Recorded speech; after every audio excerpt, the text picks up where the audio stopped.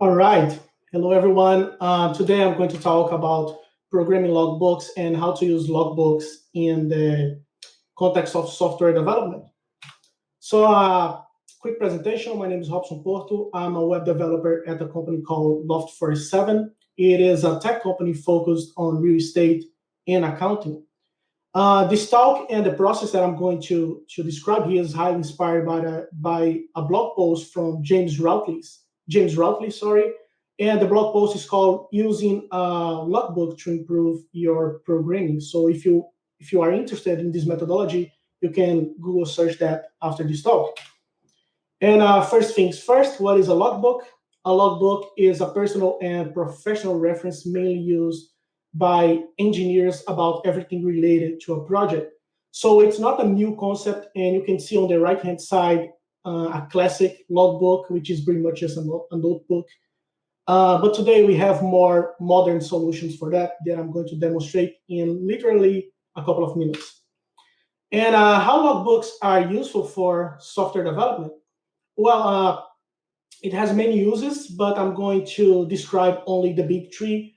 It can help with divide and conquer, and when I say that, it can help by breaking big problems into smaller problems, so it's easier to fix those big problems.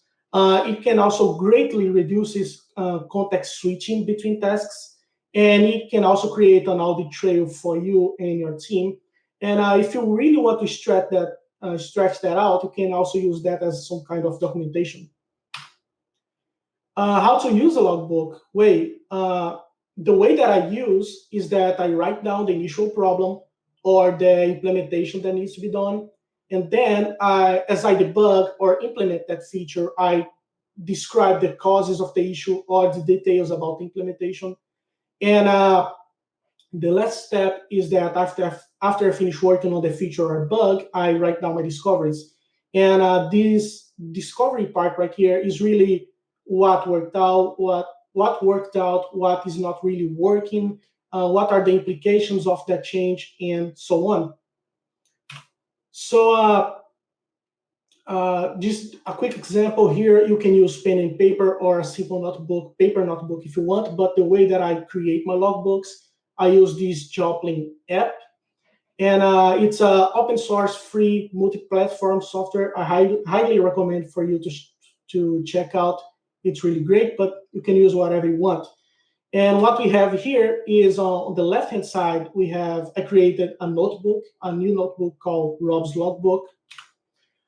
In the middle, we have only in this example right here, we only have this entry, which is each entry right here is a logbook.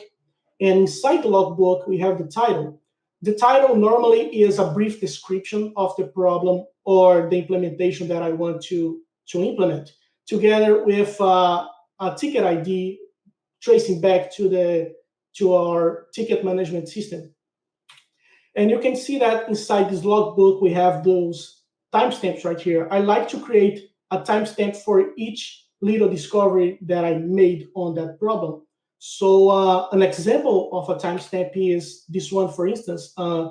This specific problem, I started thinking that it was something happening with device, but then I started thinking about that in the previous timestamp at 5:15. But then after investigating a little bit more at 5:30, I discovered there's nothing wrong with our implementation related to device. But and then I create another hypothesis. Is it possible that this person, that the problem is related to the way that we are sending emails? And you see here in the last entry at 6 o'clock that between 5:30 and 6 o'clock, I checked that hypothesis and I confirmed that this is where the problem is happening. And based on that, I can write my solution. And that's my talk. Thank you.